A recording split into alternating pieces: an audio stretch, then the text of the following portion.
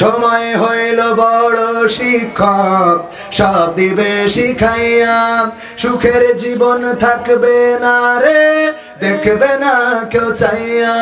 সময় হইল বড় শিক্ষক, সব দিবে শিখাইয়া। সুখের জীবন থাকবে না রে, দেখবে না কেউ চাইয়া। মরার আগে মরবি রে তুই, জ্বালা সইতে পারবি না। মরার আগে মরবি রে তুই, জ্বালা সইতে পারবি না। নিজের মুখটা দেখা একদিন হইবে তোমার যন্ত্রণা। নিজের মুখটা দেখা একদিন হইবে রে তোর যন্ত্রণা। কিসের এত বড়াই তোমার মাটির দেহ লইয়া? ময়রা দেখো পোকা মাকড়, শেষ করবে সব খাইয়া। কিসের এত বড়াই তোমার মাটির দেহ লইয়া? ময়রা দেখো পোকা মাকড়, শেষ করবে সব খাইয়া। এই দুনিয়া ছাড়তে হবে, অহংকার আর কইরো না। এই দুনিয়া ছাড়তে হবে, অহংকার আর কইরো না। নিজের মুখটা দেখা একদিন হইবে তোমার যন্ত্রণা। নিজের মুখটা দেখা একদিন হইবে রে তোর যন্ত্রণা। ক্ষমতার বড়াই কইরো না ভাই, সে আর চিরদিন থাকে না। পাওয়ারের বড়াই কইরো না বোন, সে আর চিরদিন থাকে না। নিজের চেয়ার দেখা একদিন হইবে তোমার যন্ত্রণা। নিজের চেয়ার দেখা একদিন হইবে তোমার যন্ত্রণা। ঠিক না বেঠে? নিজের চেয়ার দেখে যন্ত্রণা হবে। আমি বলছিলাম যারা এখনো ঝটিকা মিছিল করে, মাঝে মাঝে দেখা যায় হঠাৎ করে ৫-৭ জন হেলমেট পরে, মুখে মাস্ক দিয়ে তারপরে রাজপথের নামে তাদেরকে বলতে চায়, আরে আবুলের দল রে। এমন নেতার আন্দোলন করলে, যেই নেতা নিজের স্বার্থ উদ্ধার করার জন্য, নিজের রক্ষা করার জন্য দাদাদের কাছে যেই আশ্রয় নিল, যেই দেশ তার বাবা দিয়েছে, স্বাধীনতা তো উড়াই নেছে। আমরা তো এখানে রোহিঙ্গা, কথা কয় না, আমরা তো রোহিঙ্গা। সাতক্ষীরাকে বলা হয়তো মিনি পাকিস্তান। কি বলে? মিনি পাকিস্তান। এমনি ভাবে দেশকে ডিভাইডেড করে ফেলেছিল। এক দল ছিল চেতনাবাজ, আর এক দল নাকি ছিল রাজাকার। ২০ বছর বয়সেও নাকি রাজাকার। আর ওগের দলে যদি কেউ চলে আসে, সে যদি সম্মুখ সমরে রাজাকার থাকে, তাও সে মুক্তিযোদ্ধার এখানে একটা মেশিন পায়। ঠিক না বেটে? রাজাকারের বাচ্চা মানে একটা মেশিন। ওই যে সাকা চৌধুরী বলেছিল যে মাননীয় স্পিকার, আমি একটা মেশিনের কথা বলবো, যে এটা বাংলাদেশে আবিষ্কার হয়েছে। মাননীয় স্পিকার, বাংলাদেশে এমন একটা মেশিন আছে রে, যেই মেশিনের এক পাশ দিয়ে যদি রাজাকার ঢুকাই দেন, অপর পাশ দিয়ে মুক্তিযোদ্ধা হয়ে বের হয়ে যায়। আর সেই মেশিনের নাম হইল বাংলাদেশ আওয়ামী লীগ।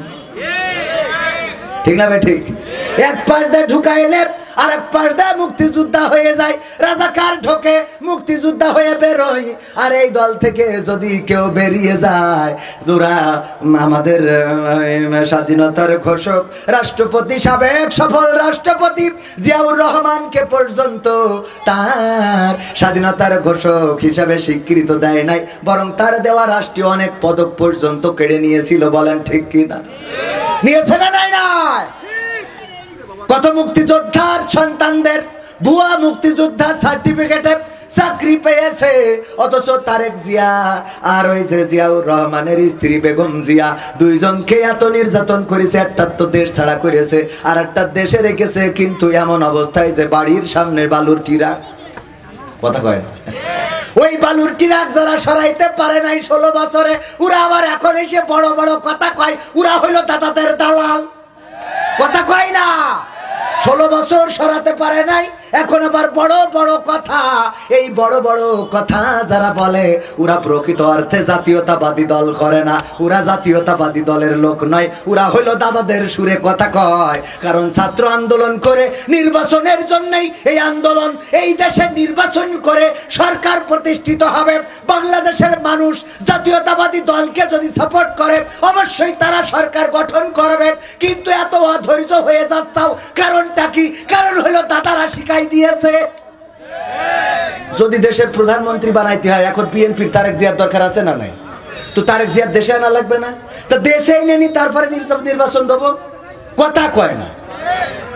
আগে নির্বাচন এত কথা হবে। ওগো আমার ভাইয়েরা, ওরা হলো দাদাদের দালাল।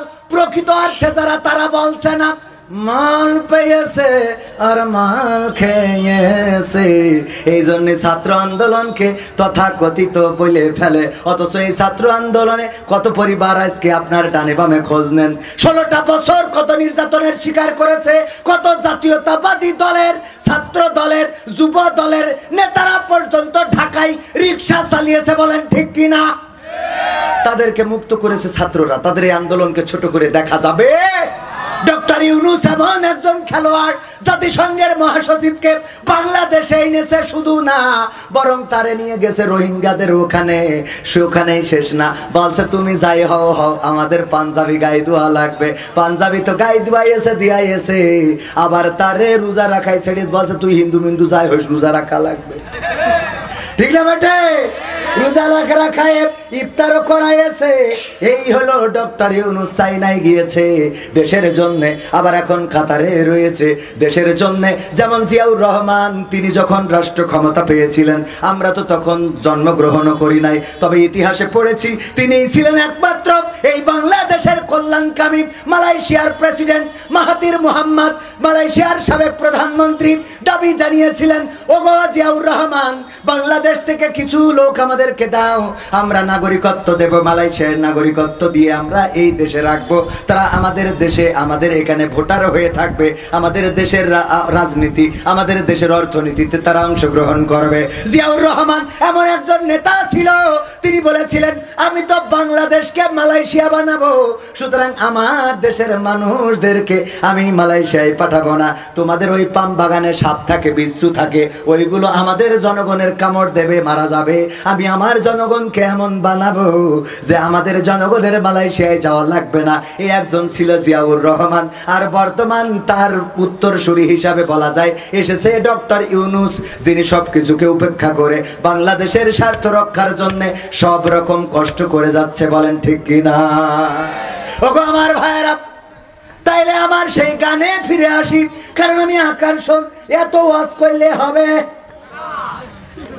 কই গেল সেই সংসদেতে মমতাজের, মনে আছে? হ্যাঁ, কই গেল সেই সংসদেতে মমতাজের গান, কোথায় গেল হযরত বলা স্বামী মুসলমান।